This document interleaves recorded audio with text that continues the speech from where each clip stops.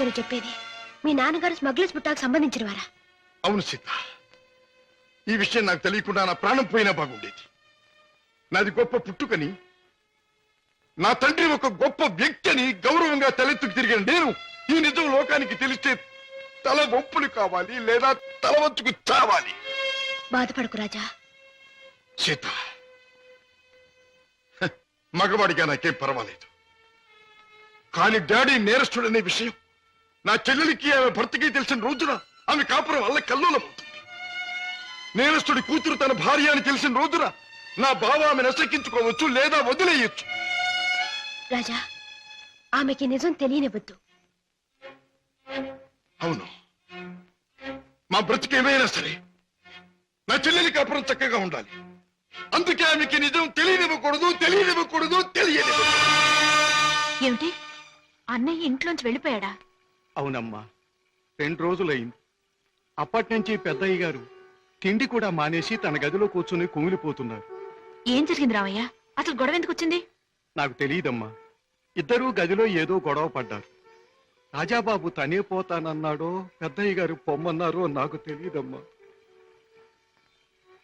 బాబు, బాబేడి? తాతగారు. నువ్వా బాబు? కూర్చో. నువ్వైనా వచ్చావు, సంతోషం. మా ఎండిపోయాడా? ఎందుకని? నువ్వు కోపడ్డావా? లేదు బాబు, వాడే నన్ను కోపడి వెళ్ళిపోయాడు. ఉండమని ఏడ్చినా ఉండలేదు. ఏమిటి డాడీ, అన్నయ్య ఎందుకు వెళ్ళిపోయాడు? మిమ్మల్ని ఎందుకు కాదనుకున్నాడు? కాదనుకున్నది వాడు, వెళ్ళిపోయింది వాడు. ఈ ప్రశ్న నన్ను కాదమ్మా అడగాల్సింది, వాణ్ణి. చూడమ్మా, మీ అమ్మ చనిపోయినప్పుడు మీ ఇద్దరిని చూసుకుని బతికాను.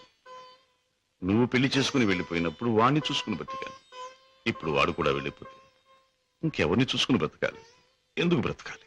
బాధపడకండి డాడీ, నేను అన్నయ్యతో మాట్లాడతాను. నచ్చ చెప్పి మనసు మార్చి మీ దగ్గరకు వచ్చేటట్టు చేస్తాను. పద్మ, ప్లీజ్, నేనేమి చెప్పలేను, చెప్పను. నన్నేమి అడగకు. నిన్నేమీ అడగనన్నయ్య, కానీ నేనే ఒక విషయం చెప్తాను విను. అమ్మ పోయాక మళ్ళీ పెళ్లి చేసుకుంటే సవతి తల్లి మనల్ని సరిగ్గా చూడదని మళ్ళీ పెళ్లి చేసుకోవడం మానేశారు ఆయన. తల్లి లేని లోటు పెంపకంలో తెలియకూడదని తనే తెల్లై మనల్ని పెంచారు. పెరిగొస్తున్న మనమే తన సర్వస్వం అనుకున్నారు.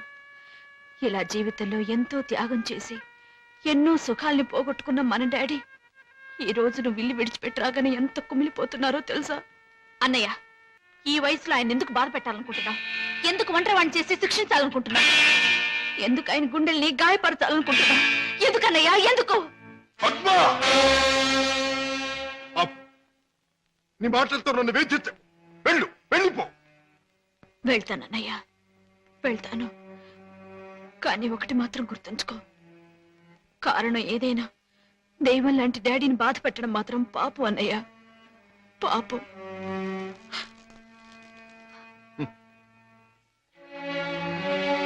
చెల్లెమ్మ, నన్ను పాపి అన్నావు, నేను చేసింది తప్పు అన్నావు. అయినా మరేం పర్వాలేదు. శివుడు విషాన్ని కక్కకుండా మింగకుండా ఎందుకు గొంతుకులో దాచుకున్నాడు? అది మాత్రం గుర్తుంచుకో. వెళ్ళమ్మా, వెళ్ళు. అవును డాడీ, ఎంత అడిగినా వెళ్ళిపోవడానికి కారణం మాత్రం అన్నయ్య చెప్పలేదు.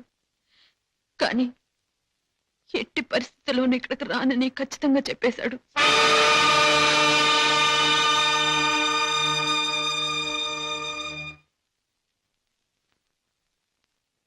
రాజా, అర్థం లేని నా బ్రతుకి అందమిచ్చావు. నిన్ను కలిసాకే నా జీవితం ఎంతో మధురంగా మధురంగా.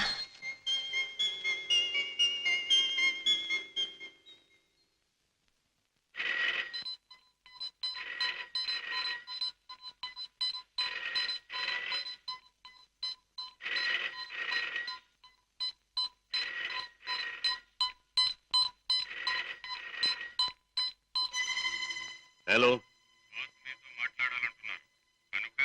Reason to me first. ఈనాటి నుంచి మీ ముఠాతో నాకు ఎటువంటి సంబంధ బాంధవ్యాలు లేవు. మీకు తెలిసిన శశిభూషణ్ నిన్న రాత్రితోనే మరణించాడు. ఈ రోజు నుంచి కొత్త శశిభూషణ్ కొత్త జీవితం మొదలెడుతున్నాడు. బెదిరించినా భయపెట్టినా లాభం లేదు. నన్ను వదులుకోండి, నన్ను మర్చిపోండి. ఇవే నా పాత జీవితానికి ఆఖరి మాట. బాయ్.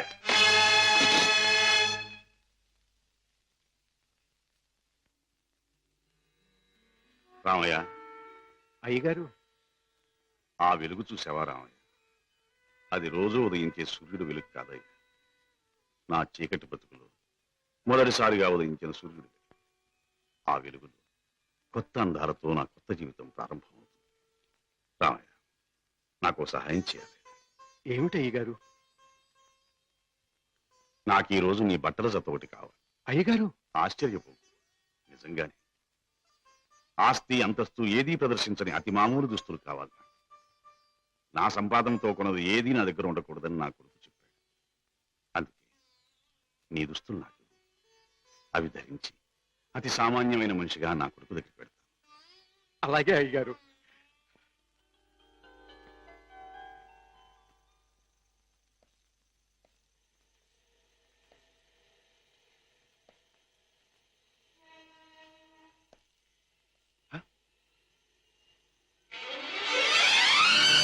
రాజా! డాడీ, నా కోసం వస్తున్నారా?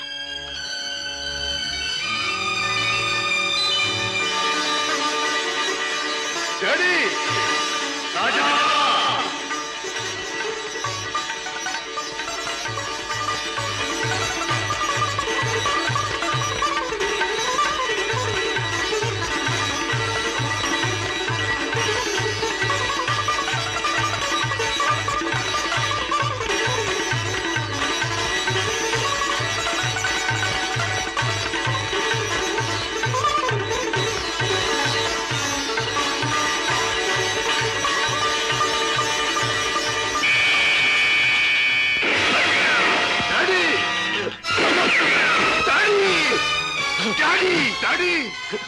ఏమిటి ఘోరం?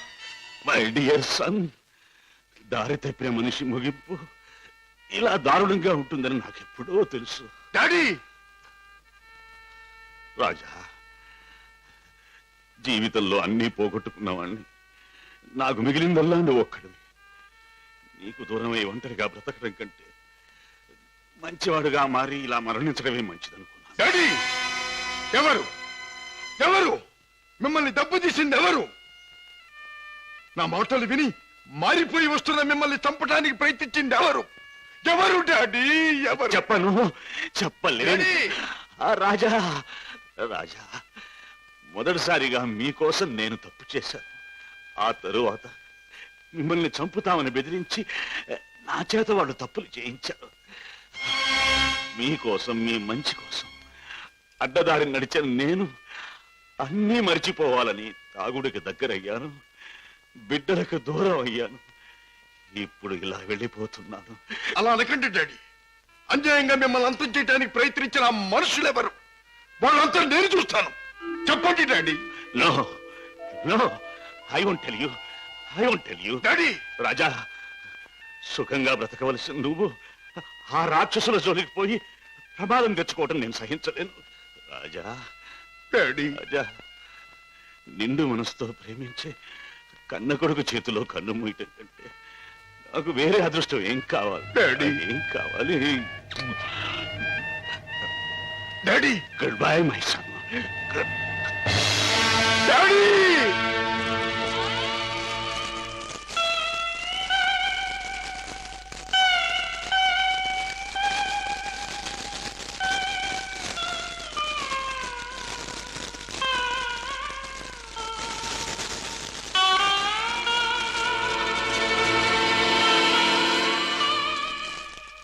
డాడీ, మీ చావుకు కారకులు ఎవరో మీరు చెప్పకపోవచ్చు, కానీ నేను తెలుసుకుంటాను. కన్న కొడుకుగా నా తండ్రిని తప్పిన వాళ్ళ అంతం చూడటం నా కర్తవ్యం. ఆ నా కర్తవ్యం నెరవేరుస్తానని మీ చిట్టి మీద ప్రమాణం చేస్తున్నా. మిస్టర్ రాజా, మీ నాన్నగారి వీలునామాలో స్థిర చిరాస్తులన్నీ అనాథ శరణాలయాలకి, వికలాంగుల శరణాలయాలకి అందజేయాలని రాశారు. నాకు రాసిన లెటర్లో కూడా కావాలనే తాను ఇలా చేస్తున్నానని, దీనివల్ల తనకు ఆత్మశాంతి, తన బిడ్డలకు మనశ్శాంతి కలుగుతుందని కూడా రాశారు. ఎంత పెద్ద మనసు అయ్యగారిది. లక్షలు సంపాదించి సొరశాపల్లా బలిసిన ఏ ఒక్క నా కొడుక్కి రూపాయి దానం చేయటానికి మనసు ఒప్పదు. నిజంగా అయ్యగారిది సముద్రం అంత విశాలమైన మనసు. మిస్టర్ రాజా, ఈ డాక్యుమెంట్స్ అవి కాపీ ఒకటి మీ దగ్గర ఉంచండి. నేను వెళ్ళొస్తా. అన్నయ్య, ఇంత మంచి మనసున్న డాడీని భగవంతుడు ఎందుకన్నయ్య మన్నించి దూరం చేశాడు? లేదమ్మా, భగవంతుడు కాదమ్మా, పగబట్టిన కిరాతకులెవరో మన డాడీని చంపారు. వాళ్ళంతా చూస్తాం. రాజాబాబు, పొన్నునాటి సముద్రం లాగా ఆవేశంతో పొంగబాక. చూడు, పెద్దయ్య గారు ఏటన్నారన్నావు? ఆ పాపిస్నాయాల జోలికి పోకుండా నీ మానాన్ని ఉండమన్నారు కదా. ఆడి చెప్పినట్టు ఆడి జోలికి వెళ్లకుండా ఇళ్లలో గాజు పెట్టెల్లో పెంచే పెంపుడు చేపలాగా హాయిగా ఉండు. ఎవరు నన్ను ఆపలేరు. నా గుండెలో మంటే తొలర్చలేరు. ఆ నీచుల్ని అంతం చేయకపోతే ముందు ముందు కొన్ని కుటుంబాలు సర్వనాశనం కావచ్చు. చెడు నుండి మంచికి మారే అవకాశాలు కొంతమంది పోగొట్టుకోవచ్చు. వాళ్ళెవరో తెలుసుకోవడం ఎలాగ బాబు? ఈ రాత్రికే మా ఇంటికి వెడతాను. మా నాన్నగారికి అది పరిశీలిస్తే ఆ హంతకుల విషయం కొంతైనా నాకు తెలియవచ్చు.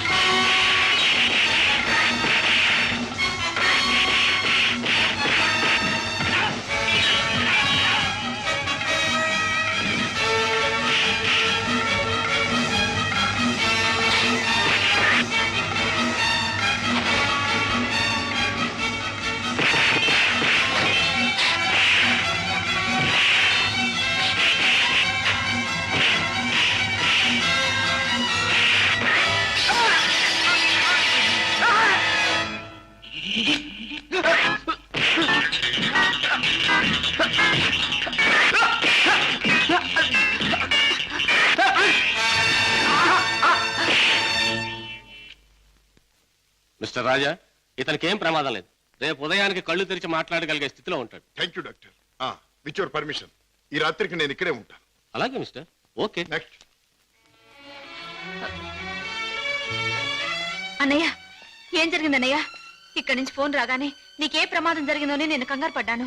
మరేం పర్వాలేదమ్మా. డాడీ చావు కారకులెవరో తెలుసుకుందామని మన ఇంటికి వెళ్లి ఆధారాల కోసం వెతుకుతున్నాను. ఇంతలో హఠాత్తుగా ఇద్దరు రౌడీలు నా మీద పడి చంపడానికి ప్రయత్నించారు. పాపం, వాళ్ళ కోరిక తీరలేదు. బావా, మీరు ఆ ముఠా విషయం మర్చిపోతే మంచిదేమో. వాళ్ళని పట్టుకునే ప్రయత్నంలో మీకు ఏదైనా ప్రమాదం జరిగితే? కిషోర్, వాళ్ళు బయటపడే సమయం దగ్గర పడింది. అదిగో ఆ మంచం మీద స్పృహ లేకుండా పడి ఉన్నాడే, ఆ వ్యక్తి ఆ ముఠాకి చెందినవాడే. రేపు ఉదయానికి కళ్ళు తెరుస్తాడు. వాడి ముఠా వివరాలు హరికథ చెప్పినట్టు చెప్తాడు. ఏదేమైనా ఇక ముందు ఆ గొడవలకి వెళ్ళకన్నయ్యా. పిచ్చి తల్లి, కంగారు పడకమ్మా, వెళ్ళిరా. వస్తాం బావా. నాతో ఎప్పుడు ఏ అవసరం వచ్చినా ఫోన్ చేయి. Thank you. చలో మేనల్లుడు, చలో.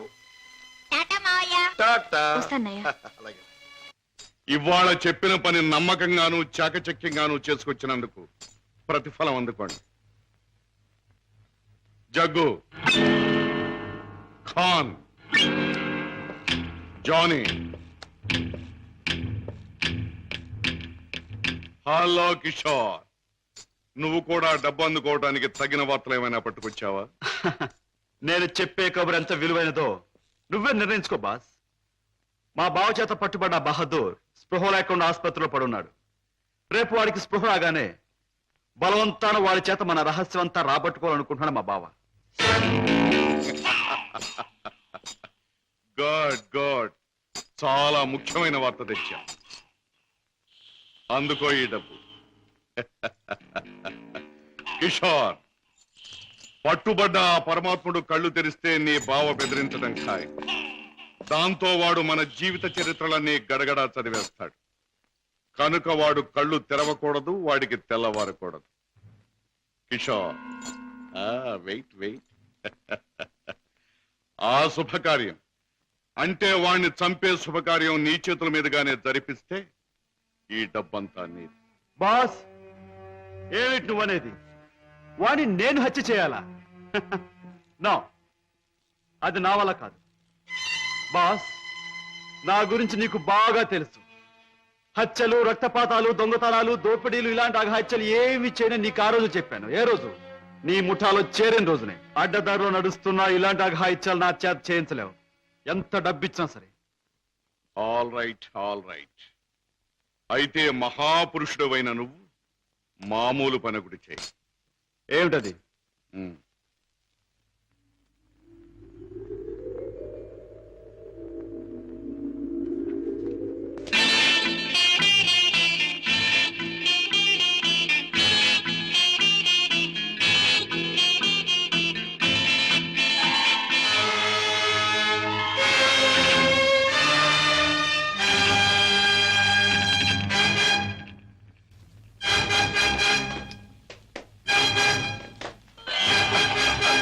సారీ